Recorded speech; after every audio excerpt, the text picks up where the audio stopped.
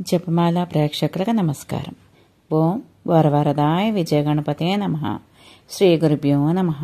శ్రీమాత్రే నమః. స్వాహాదేవి వృత్తాంతం.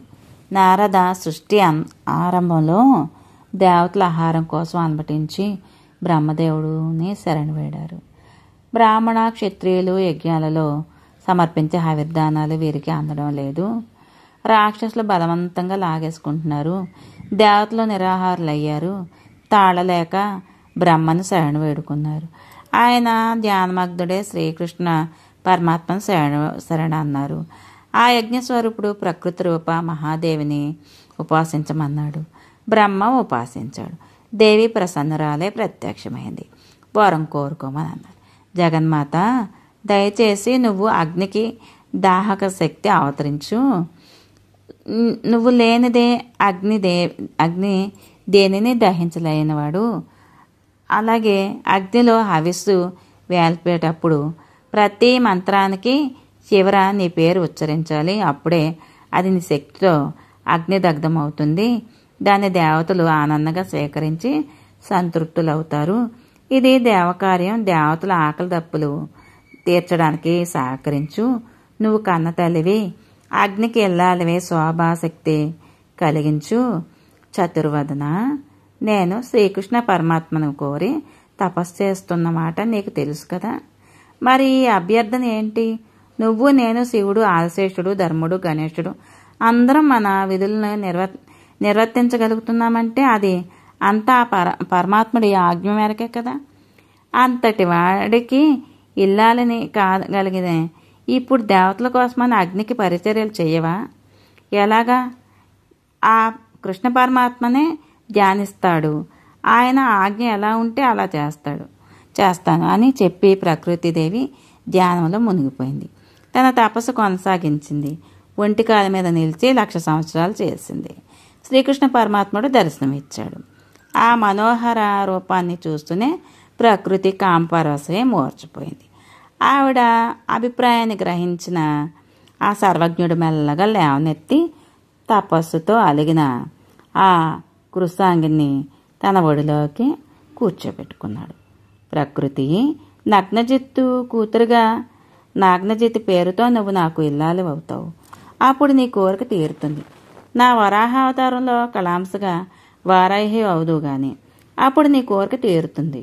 ఇప్పుడు అగ్నికి దాహిక శక్తివై స్వాహా వధువుగా దేవతలకు ఉపకారం చెయ్యి. నా ప్రసాదంగా నీకు మంత్రరూపం పూజ లభిస్తుంది.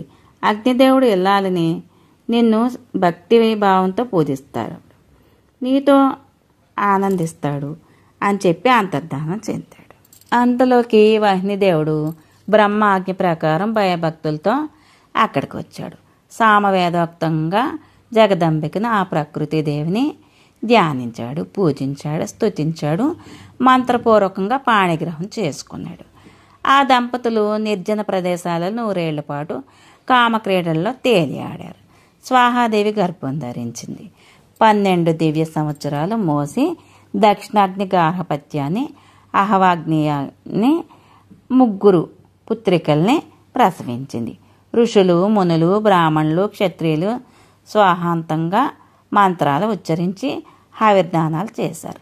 స్వాహా శబ్దాంతమైన మంత్రాన్ని ఉచ్చరిస్తే చాలు పాపాలు తొలగిపోతాయి. విషహీనమైన సర్పం, వేదహీనుడైన విప్ర, పతిసేవ విహీనైన స్త్రీ, విద్యా విహీనుడైన పురుషుడు, ఫలశాఖ విహీనమైన వృక్షం ఎలా నింద్యాలు నిష్ప్రయోజనాలు అలా స్వాహా శబ్దం విహీనమైన మంత్రం నిష్ఫలమవుతుంది. అంటే ప్రతి మంత్రానికి స్వాహ అని తప్పనిసరిగా చేస్తేనే ఆ మంత్రం ఫలిస్తుంది అన్నమాట. ఇలా స్వాహాంతమైన మంత్రాలతో చేసిన ఆహుతులు అందుకుంటూ దేవతలు ఆనందించారు. ఇది భుక్తి ముక్తి ప్రదమైన స్వాహాదేవి ఉపాఖ్యానం. నారద, ఇంకా ఏం కావాలో అడుగు అని నారద మహర్షి విరమించాడు. మహర్షి, అగ్నిదేవుడు భయభక్తులతో స్వాహాదేవిని సామవేదోక్తంగా ధ్యానించి స్తుతించాడు, పూజించాడు అన్నావు. వాటికి మరి కాస్త వివరం తెలియచేయి, పుణ్యం కట్టుకో అన్నాడు నారదుడు. బ్రహ్మపుత్ర, సావధానంగా ఆలకించు. ఏ యజ్ఞం చెయ్యాలన్నా మున్ముందు స్వాహాదేవిని శాలాగ్రామంలో కానీ కలశంలో కానీ ఆవాహనం చేసి అర్చించాలి. ఆవిడ యజ్ఞ మంత్రాలకు ప్రధానాంగం, మంత్రసిద్ధి స్వరూపిణి. ఆవిడను అర్చించకపోతే యజ్ఞం సాగదు, సఫలం కాదు. స్వాహా మంత్రయుక్తంగా మంత్రసిద్ధి స్వరూపిణి. సిద్ధాంశ సిద్ధిదాం నృణాం కర్మణాం ఫలదాం శుభం. ఇలా ధ్యానించి ఆవాహనం చేసి షోడశోపచారాలు చేయాలి. ఓం హ్రీం శ్రీం వహ్నిజాయై దేవ్యై స్వాహ అనే మూలమంత్రం దీంతో పూజలు చేస్తే అనుగ్రహిస్తుంది, అభిష్టాలు తీరుస్తుంది. ఈ స్వాహాదేవి ఇవి కవచం ఉందండి. ఈ కవచాన్ని చదవడం వల్ల, వినడం వల్ల భార్యాభర్తలు అన్యోన్యంగా ఉంటారు. పుత్రులు లేని వాళ్ళు పుత్రవంతులు అవుతారు.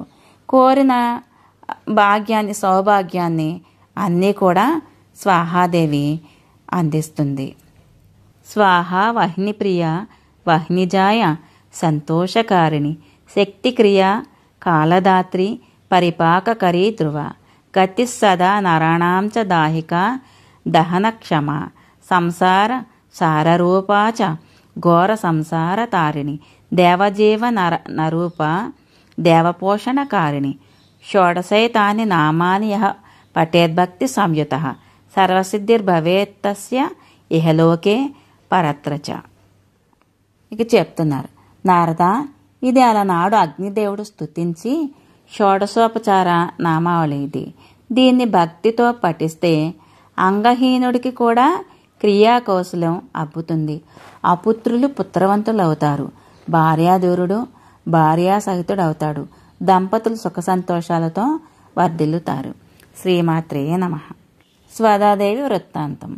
నారద, ఇక స్వదాదేవి ఉపాఖ్యానం చెప్తాను విను. ఇది పితృదేవతలకు తృప్తి కలిగిస్తుంది. శ్రాద్ధాన్న ఫలాన్ని వృద్ధి పొందింప చేస్తుంది. సృష్టికి ఆదిలో బ్రహ్మదేవుడు పితృగణాలను 7 సృష్టించాడు.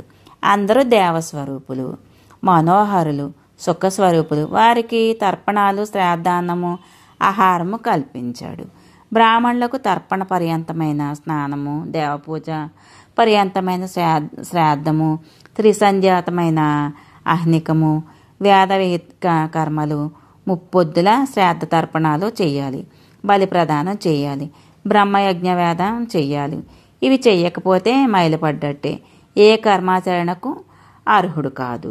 బ్రహ్మ ఇలా నియమాలు ఏర్పరిచి పితృదేవతలకు ఆకలి దప్పికలు లేకుండా బ్రాహ్మణులు నిత్యము తర్పణాలు విడిచిపెట్టేలాగా చేశాడు. బ్రాహ్మణులు అలా మంత్రపూర్వకంగా ఇస్తూనే ఉన్నారు. కానీ ఎక్కడ ఏ లోపం జరిగిందో అవి పితృదేవతలకి అందడం లేదు. వాళ్ళు ఆహాకారాలు చేస్తూ బ్రహ్మదేవుడికి విన్నవించారు. చతుర్ముఖుడు ఒక మానస పుత్రికని సృష్టించాడు. రూపయవన సంపన్న చంద్రవదన, విద్యావతి, గుణవతి, రూపవతి, శ్వేత చంపకంగా చక్కగా నిగనిగలాడుతూ రత్నభూషణాలు దగదగలాడుతూ ఉన్నాయి. ఆవిడ పరాప్రకృతి శక్తిలో ఒక అంశం. శుభప్రదంగా చిరునవ్వులు చిందిస్తోంది. పలు వరుసలు తీర్చిదిద్దినట్టు లక్ష్మీ కళ ఉట్టిపడుతుంది. చాలామందికి పళ్ళల్లో లక్ష్మీ కళ ఉంటుందండి. కొంతమందికి కేశలో ఉంటుంది లక్ష్మీ కళ. అందుకని జుట్టు కత్తిరించుకోవడం వల్ల లక్ష్మి పోతుందండి. చాలామంది జుట్టే కదని కత్తిరించుకొని చాలా చేస్తున్నారు. అలాగే పళ్ళల్లో కూడా లక్ష్మి ఉంటుంది. అది కొంతమంది తెలిసి ఉండొచ్చు. అయితే ఇంకా ఆవిడకి స్వదాదేవి అని నామకరణం చేసి పితృదేవతలకి భార్యగా సమర్పించాడు. ఆవిడ పద్మాస్య, పద్మలోచన, పద్మజ, పద్మపాద, తుష్టి రూప. ఆవిడను స్వీకరించి పితృదేవతలు సంతోషించారు, తృప్తి చెందారు. అటుపైన బ్రాహ్మణులకు రహస్యంగా ఒక ఉపదేశం చేశాడు. పితృదేవతలకు మీరు ఇచ్చే తర్పణ శ్రాద్ధాలను స్వతంత్రంగా మంత్రాలు ఉచ్చరిస్తూ సమర్పించండి, అప్పుడే అవి పితృదేవతలకు అందుతాయి అని చెప్పాడు. అప్పటి నుంచి విప్రులందరూ అలాగే చేయనారంభించారు. అవి పితృదేవతలకు అందనారంభించాయి. వారు ఆకలి దప్పులు తీరి ఆనందించారు. దేవతలకు ఆవిర్దానాలు చేసేటప్పుడు మంత్రాలు స్వాహాంతంగా ఉండాలి. పితృదానాల్లో స్వదాంతంగా ఉండాలి. ఈ దేవ పితృయజ్ఞాలు అన్నింటా దక్షిణాదేవి తప్పదు. అదక్షిణగా చేసే యజ్ఞం నిష్ఫలం, మృతప్రాయం. స్వాహాశస్త దేవదానే పితృదానే స్వదా స్మృత సర్వత్రా దక్షిణాశస్తాహతం యజ్ఞ మదక్షిణం. శరదృతువులో కృష్ణ త్రయోదశి నాడు కానీ, మాఘమాసంలో కానీ, శ్రాద్ధ సమయాల్లో కానీ ముందుగా స్వదాదేవిని పూజించి అటుపైన పితృయజ్ఞాలు జరపాలి. అలా చేయకుండా అహంకరించి తర్పణాలు విడిచిన శ్రాద్ధాన్నం అంటే పిండం పెట్టినా అది పితృదేవతలకు అందదు, కర్తకు ఫలం దక్కదు. బ్రహ్మణో మానసీం కన్యా శశ్వత్ సుస్థిత యవ్వనం పూజ్యాం వై పితృదేవానాం శ్రాద్ధానం ఫలదాం భజే. ఇది స్వదా ధ్యాన శ్లోకం. దీన్ని పఠించి సాలాగ్రామశిలలో కానీ, మంగళ కలశంలో కానీ స్వదాదేవిని ఆవాహనం చెయ్యాలి. అర్ఘ్యపాద్యాదులు ఇవ్వాలి. మూలమంత్రం జపించాలి. ఓం హ్రీం శ్రీం క్లీం స్వదాదేవ్యే స్వాహ అనే మూలమంత్రంతో పూజ చేసి స్తుతించి నమస్కరించాలి. మొట్టమొదట బ్రహ్మదేవుడు స్వదాస్తుతి చేశాడు. పితృణాం ప్రాణతుల్యాత్వం ద్విజ జీవన రూపిణి శ్రాద్ధాధిష్టాతృదేవీ చ శ్రాద్ధాదీనాం ఫలప్రద నిత్యాత్వం సత్యరూపాసి పుణ్యరూపాసి సువ్రతే ఆవిర్భావ తిరోభావౌ సృష్టౌ చ ప్రళయే తవ. ఓం స్వస్తిశ్చ నమః స్వాహ స్వదాత్వం దక్షిణా తదా నిరూపితాశ్చ దుర్వేదై ప్రశస్త కర్మిణాం పునః కర్మ పూర్త్యర్థమేవేత ఈశ్వరేణ వినిర్మిత. స్వదాదేవి, నువ్వు పితృదేవతలకు ప్రాణ సమానవు, బ్రాహ్మణులకు జీవన ప్రదవు, శ్రాద్ధాధిష్టాన దేవతవు, శ్రాద్ధ తర్పణ ఫలప్రదవు, నిత్యవు, సత్యవు, పుణ్యరూపవు. ఓ సువ్రత, సృష్టి వేళ నువ్వు ఆవిర్భవించి ప్రళయవేళ తిరోధానం చెందుతావు. కర్మిష్ఠుల కోసం నువ్వు స్వాహా దక్షిణాలు ఆవిర్భవించారని వేదాలు నిరూపించి ప్రశంసించాయి. కర్మకాండకు పరిపూర్ణత సిద్ధించడం కోసం ఈశ్వరుడు మిమ్మల్ని నిర్మించాడు. ఇది బ్రహ్మదేవుడు తన కొలువులో చేసిన స్వదాస్తుతి. దీన్ని పఠించిన వారికి సర్వవాంఛలు నెరవేరుతాయి. స్వదా అని ఉచ్చరిస్తే చాలు తీర్థస్నాన ఫలం దక్కుతుంది, సర్వ పాపాలు తొలగుతాయి, వాజపేయి ఫలం లభిస్తుంది. స్వదా స్వదా స్వదా అని ముమ్మారు ఉచ్చరిస్తే శ్రాద్ధ బలి తర్పణం ఫలాలు అందుతాయి. శ్రాద్ధకాలంలో స్వదా స్తోత్రాన్ని ఏకాగ్ర చిత్తంతో వింటే శ్రాద్ధ ఫలం దక్కుతుంది. ముప్పొద్దుల స్వదా స్వదా స్వదా అని 3 సార్లు ధ్యానిస్తే ప్రియా సంగమ పుత్రపౌత్రులు ఫలాలు చెందుతాయి చెబుతున్నారు. స్వదా స్తోత్ర పఠనం వల్ల సకల తీర్థాలలోనూ స్నానం చేసిన పుణ్యం తప్పక లభిస్తుంది అని చెప్పి బ్రహ్మదేవుడు ఆ సౌందర్య రాశి స్వదాదేవిని పితృదేవతలకు అప్పగించాడు. వారు స్వీకరించి ఆనందించారు. దక్షిణాదేవి వృత్తాంతం. నారద, ఇప్పుడు ఇంకా దక్షిణాదేవి వృత్తాంతం చెబుతాను, అది కూడా శ్రద్ధగా విను. గోకులంలో సుశీల అని ఒక గోపిక ఉండేది. శ్రీహరికి ప్రేయసి. రూప యవ్వన సౌందర్యాలన్నింటా రాధాదేవిలాగానే ఉంటుంది. విద్యావతి, గుణవతి, కళావతి, కోమలాంగి, చక్కని పలువరస కలిగి సుందరీమణి, సుదతి, కమలలోచన, అవయవాల పొందిక అద్వితీయ, నగుమోము, రత్నాలంకారాలు, దొండపండు లాంటి పెదవి, యవ్వన మధ్యస్థ అంటే శ్యామ, లేడి చూపులు, హంసగమనం, కామశాస్త్రంలో ప్రవీణ, తెల్ల సంపంగి రంగు, కృష్ణుడు అంతరంగాన్ని ఎరిగి అలరించగల నిరజాణ, రసజ్ఞ, రసిక, రహసేశ్వర, సోత్సుక, కృష్ణుడి ప్రియభామిని ఆమె. ఒకనాడు సుశీల ఒక పొదరింట్లో శ్రీకృష్ణుడితో క్రీడించి అలసిపోయింది. అతడి ఒడిలో పడుకుని నిద్రపోయింది. అదే సమయానికి మన రాధాదేవి గారు అటుపైన వచ్చారండి. వీరిద్దరినీ చూసింది. కోపంతో బగ్గుమంది. కళ్ళు ఎర్రబడ్డాయి. ముఖం కందగడ్డలా మారింది. అదరం వణుకుతోంది. శరీరం కోపం పట్టలేక ఊగిపోతుంది. తిట్టలేదు, కొట్టలేదు. చుర్రున చూసి గిర్రును తిరిగి విసవిస నడిచేసి వెళ్ళిపోయింది. శ్రీకృష్ణుడు ముఖం దించుకొని రాబోయే కలహాన్ని తలుచుకుంటూ భయపడ్డాడు. సుశీలను నిద్రలేపి చటుక్కున లేచి పారిపోయాడు. సుశీల వెంటబడింది. గోపీజనం 3 లక్షల కోట్ల మంది శ్రీకృష్ణుడిని అనుసరించారు. తమ పతి, తమ నాథుడు తమను విడిచిపెట్టి వెళ్ళిపోతున్నాడు. అందరూ బోరున విలపిస్తూ వెంటబడ్డారు. పారిపోతున్న కృష్ణుడిని వెంటబడి సుశీలను చూసి రాధిక కోపం ఆపుకోలేక సుశీలను శపించింది. ఈ రోజు నుంచి సుశీల ఈ గోలోకంలో అడుగు పెట్టిందంటే భస్మమైపోతుంది అనేసింది. ఎంత బతిమాలినా ఆగకుండా కృష్ణుడు పారిపోయాడు. ఎటు వెళ్ళిపోయాడో, ఎక్కడ దాక్కున్నాడో ఎవరికి ఎంతకీ అంతుపట్టలేదు. ఉసూరంటూ అందరూ తిరిగి వచ్చారు. రాధమ్మని శరణవేడారు. కృష్ణుడిని రప్పించమని, కోపం ఉపసంహరించుకోమని పాదాలు పట్టి ప్రార్థించారు. రాసేశ్వరి రాధాదేవి రాసమండలంలో నిలబడి శ్రీకృష్ణుని ఆవాహనం చేసింది. కానీ కృష్ణుడు ప్రత్యక్షం కాలేదు. రాధాదేవి ఆ విరహం తట్టుకోలేకపోయింది. క్షణం 1,000,000 యుగాలయ్యి బరువుగా సాగుతోంది. హే కృష్ణ, ప్రాణనాథ, ప్రాణేశ, చేరరావయ్యా, ప్రాణాధిక ప్రియ, ప్రాణాధిష్టాత దేవత, దర్శనం అనుగ్రహించు. నువ్వు కనిపించకపోతే, సన్నిధిలో లేకపోతే ప్రాణాలు పోతున్నాయి. పతి సౌభాగ్యం వల్లనే కదా స్త్రీలకు గౌరవము, గర్వము పెరిగేది. అందుకని సుఖంగా నిరంతరము ధర్మబద్ధంగా పతిని సేవించాలి. కుల స్త్రీలకు మగడే బంధువు, ప్రాణాది దేవత, సకల సంపత్ స్వరూపుడు, మూర్తీభవించిన భోగం, సుఖప్రదుడు, ధర్మప్రదుడు, ప్రీతికరుడు, శాంతిదాయకుడు, సమ్మానించి ఆదరించి అందరిలోనూ మన్నన కలిగింపజేసేవాడే మగడే. కోపాన్ని, అవమానాన్ని తొలగించేవాడు మగడే. సంసారంలో సాగరం మగడే. స్వామి మగడే. బంధువుల్లోకెల్లా ఆత్మబంధువు మగడే. భర్తకు సాటి వచ్చే బంధువు మరొకడు. ఏ కోరిక అయినా సరే తీర్చేస్తాడు కనుక కాంతుడు. సుఖాలు సమృద్ధిగా అందిస్తాడు కనుక బంధువు. ప్రీతి కలిగిస్తాడు, సుఖం పంచుతాడు కనుక రమణుడు. మగడిని మించిన ప్రియుడు మగవకు మరొకడు లేడు, ఉండడు. మగడి శుక్లం వల్ల జన్మిస్తాడు కనుక పుత్రుడు ఇష్టుడవుతాడు. కానీ మగనాండ్రకు 100 మంది బిడ్డల కన్నా మగడే ప్రియుడు.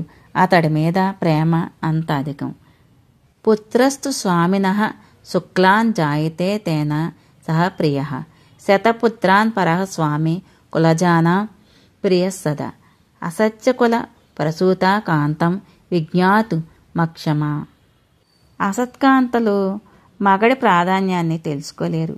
సకల తీర్థాల్లోనూ స్నానాలు చేసిన ఫలితం, భూరి దక్షిణతో యజ్ఞాలు చేసిన ఫలం, భూమికి ప్రదక్షిణ చేసిన ఫలం, సర్వ తపస్సులు, వ్రతాలు, దానాలు, ఉపవాసాలు, గురు విప్ర వేద సేవలు చేసిన ఫలం, ఇంకా ఏమేమి సత్కార్యాలున్నాయో అవన్నీ చేసినందువల్ల వచ్చే ఫలం, ఇవన్నీ కలిపి పతి పాదసేవా ఫలంలో 16 వంతులకి సరితూగవు.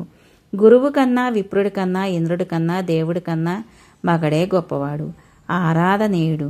పురుషులకు విద్యాదాన ఎంతటివాడో మగనాండ్రకు మగడు అంతటివాడు. లక్షల కోట్ల గోపీ జనాలకు, అసంఖ్యాక బ్రహ్మాండాలకు, వాటిలో ఉన్న జీవరాశులకు, విశ్వాది సమస్త గోళాలకు అధినాయకను కాగలానంటే అంతా శ్రీకృష్ణ పరమాత్మని ప్రసాదమే. అహంకారంతో నా కాంతుని నేను తెలుసుకోలేకపోయాను. స్త్రీ స్వభావం అటువంటిది. ఎంతటి వారికైనా దురతక్రమం కదా. గోపీనాం లక్షకోటీనాం గోపానాం తదైవచ, బ్రహ్మాండ నామ సంఖ్యానాం తత్ర స్థానాం తదైవచ, ఈశ్వాదిగోళ కాంతానా ఈశ్వరీం యత్ ప్రసాదత అహం న జానే తం కాంతం స్త్రీ స్వభావో దురత్యయ. రాధాదేవి ఇలా పశ్చాత్తాపం పడుతుంది, కుమిలిపోతుంది. కంటికి మంటికి ఏకదాటిగా వెలిపిస్తుంది. నాదా నాదా అంటూ దిక్కులు పగిలేలా ఎలుగెత్తుతుంది. అరిచి పిలుస్తుంది. దర్శనం దేహి అంటూ యాచించింది. అయినా ఫలించలేదు. ఫలితం లేకపోయింది. స్వామి కనిపించలేదు. రాధాదేవి విలపిస్తూనే ఉంది. కృష్ణుణ్ణి ధ్యానిస్తూనే ఉంది. ఇది ఇలా ఉండగా శాపగ్రస్తురాలైన సుశీల గోలోకం నుంచి వెళ్లిపోయి చిరకాలం తపస్సు చేసి మహాలక్ష్మి శరీరంలో లీనమైపోయింది. ఆ సమయంలో దేవతలందరూ కలిసి ఒక మహాయజ్ఞాన్ని నియమనిష్టలతో నిర్వహించారు. యజ్ఞం పూర్తయింది, కానీ ఫలం దక్కలేదు. విషణ్ణులయ్యారు. ఎందుకు ఇలా జరుగుతుందో తెలియదు. బ్రహ్మదేవుడి దగ్గరికి వెళ్ళారు. ఆయనేమో శ్రీహరిని ధ్యానించి సమాధానం పొందాడు. శ్రీమన్నారాయణుడు మహాలక్ష్మి శరీరంలో దక్షిణాంశ నుంచి సుశీలను తీసి దక్షిణాదేవి అని పేరు పెట్టి బ్రహ్మకు అప్పగించాడు. బ్రహ్మ యజ్ఞ పురుషుడికి ఇచ్చాడు. యజ్ఞుడు యథావిధిగా దక్షిణాదేవికి పూజలు చేసి స్తుతించాడు. కాగిన బంగారపు రంగులో ఉంది దక్షిణాదేవి. కోటి చంద్రుల కాంతిని ప్రసరిస్తోంది. అత్యంత కమనీయంగా, సుందరంగా ఉంది. మనోహరంగా ఉంది. కమలాస్య, కోమలాంగి, కమలాయతలోచన, కమలాంగ సముద్భవ, కమలాసన పూజిత, బ్రహ్మర్చిత, వహ్ని సిక్కలాంటి వస్త్రం ధరించి, దొండపండు లాంటి పెదాలు, తీరిన పలివరస మాలతీ పుష్పమాలికల జడలో తురుముకుంది. చిరునవ్వులతో ముఖం ప్రసన్నంగా ఉంది. రత్నభూషణాలు దాల్చింది. సముచిత సుందర వేషం, సుస్నాత అంటే తలంటు పోసుకుంది. మునీశ్వర్లు మనసులకే సమ్మోహనం ఉంది. నొసట కస్తూరి బొట్టు, చందనం చుక్క, పాపడ సింధూరం ఉజ్వలంగా ఉంది. కటి జగన భాగాలందు బంధురంగా ఉన్నాయి. ఎత్తైన వక్షస్థలం కామదేవుడికి ఆధార దేవతలాగా ఉంది. కామబాణ పీడిత. ఈ దక్షిణాదేవి దగ్గరగా చూసి యజ్ఞపురుషుడు సమ్మోహితుడే మూర్ఛిల్లాడు. బ్రహ్మదేవుడు ప్రబోధంతో తేరుకున్నాడు. పాణిగ్రహం చేశారు. 100 ఏళ్లు నిర్జన ప్రదేశాల్లో కామక్రీడలు కొనసాగించారు. దక్షిణాదేవి గర్భవతి అయి 12 ఏళ్లు మోసి సర్వయజ్ఞ కర్మలకు ఫలస్వరూపుడైన పుత్రుడిని ప్రసవించింది. యజ్ఞయాగాది క్రతువులు పరిపూర్ణం కాగానే ఆయా ఫలాలు ఈ పుత్రుడు యజమానులకు అందిస్తాడు. దక్షిణాదేవితోనూ ఫలరూపుడైన పుత్రుడితోనూ కలిసి యజ్ఞుడు యజమాన యాజకాదులకు యజ్ఞకర్మ ఫలాలను అందిస్తూ ఉంటాడు. వేదాలు వేదవేత్తలు చెప్పే మాట ఆ ప్రకారం దేవతలకు యజ్ఞఫలాన్ని పంచిపెట్టాడు. అందరూ సంతృప్తి చెందారు. ఎవరి లోకానికి నెలవలకి వారు వెళ్ళారు. దక్షిణ లేందే దాన ధర్మాలు గురించి విందాము. నారద, దాన ధర్మాలు కానీ యజ్ఞయాగాలు కానీ ఎవరు ఏ సత్కర్మ ఆచరించినా వెంటనే దక్షిణ ఇవ్వాలి. దక్షిణ ఫలం లభిస్తుంది తక్షణం అని వేదం చెప్తుంది. అజ్ఞానం వల్ల కానీ ఆటంకం వల్ల కానీ బ్రాహ్మణులకు దక్షిణ ఇవ్వడంలో ఆలస్యమైతే అది పెరుగుతూ ఉంటుంది. ముహూర్తం చేసే ఆలస్యమైన 2 రెట్లు, ఒక రాత్రి గడిస్తే 3 రెట్లు, 3 రాత్రులు గడిస్తే 1,000,000,000 రెట్లు, 7 రోజులు గడిస్తే దానికి 2 రెట్లు, నెల గడిస్తే 1,00,000 రెట్లు, సంవత్సరం ఆలస్యమైతే 3 కోట్ల రెట్లు అధికం దక్షిణ చెల్లించవలసి ఉంటుంది. ఇలా ఇవ్వకపోతే ఆ సత్కర్మ అంతా నిష్ఫలమవుతుంది.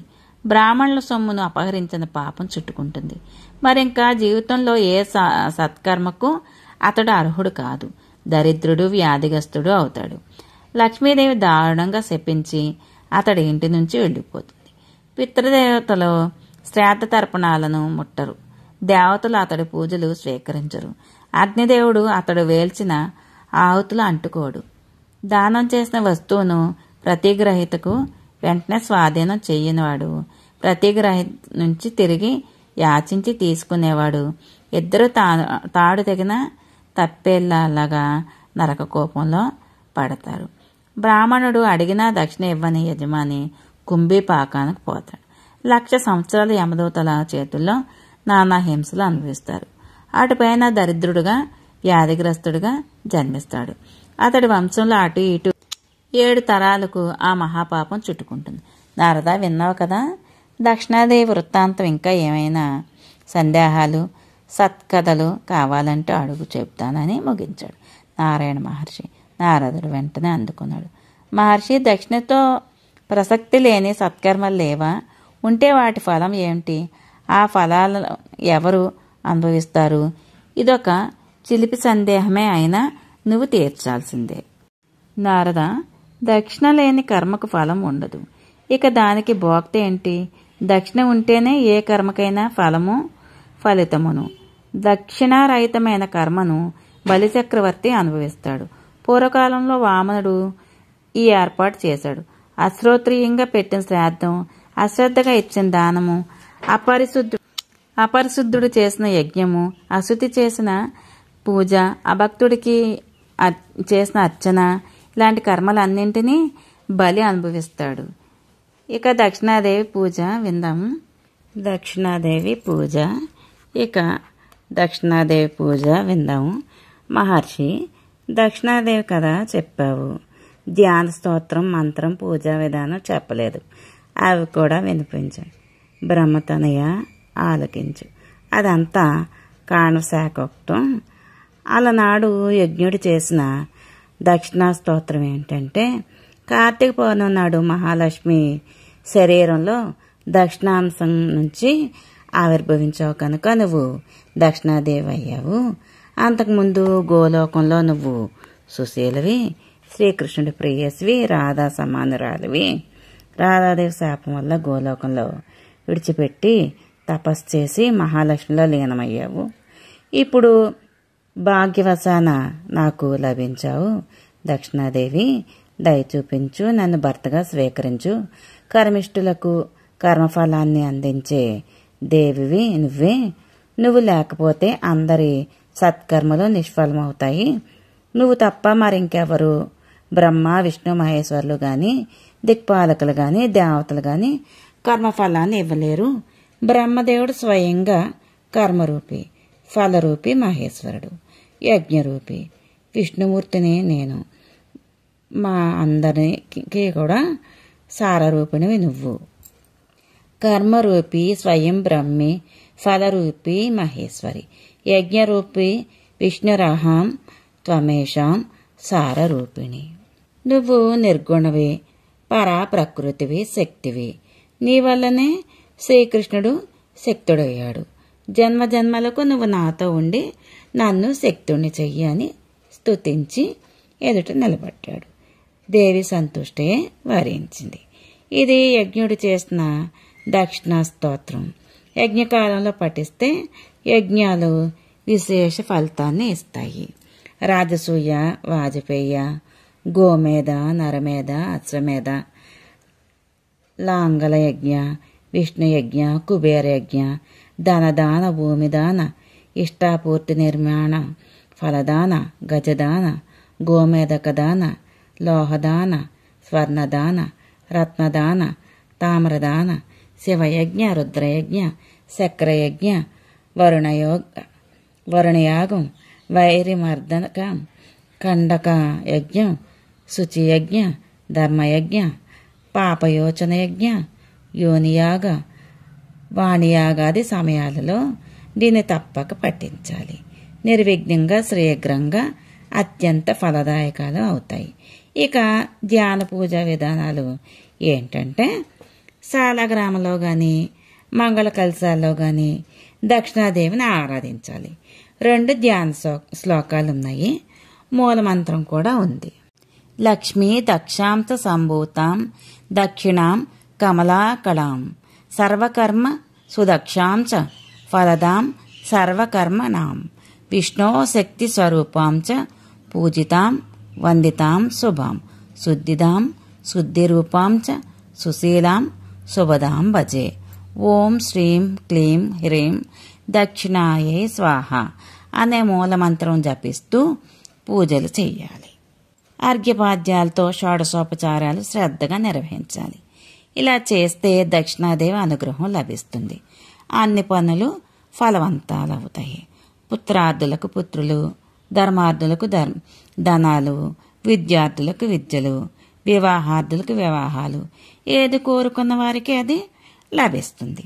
కష్టాలు వచ్చినప్పుడు, బంధువియోగం జరిగినప్పుడు, ఆపదలు వచ్చినప్పుడు, బంధనాలలో ఇరుక్కున్నప్పుడు 1 నెల పాటు ఈ దక్షిణాదేవి ఉపాఖ్యానం పారాయణం చేయడం వల్ల పురాణంగా విన్న ఇబ్బందులన్నీ తొలగిపోతాయి. శాంతి సౌఖ్యాలు వెల్లివిరుస్తాయి. నారాయణ మహర్షి, నీ దయ వల్ల దేవీ స్వరూపాల కథలు, గాథలు చాలా మటుకు తెలుసుకోగలిగాను. తక్కిన వారి చరిత్రలు కూడా తెలుసుకోవాలని కుతూహలంగా ఉంది, అనుగ్రహించు అని. నారద, దేవి చరిత్రలన్నీ వేద పురాణాల్లో దేనికదే ప్రత్యేకంగా ఉంటాయి.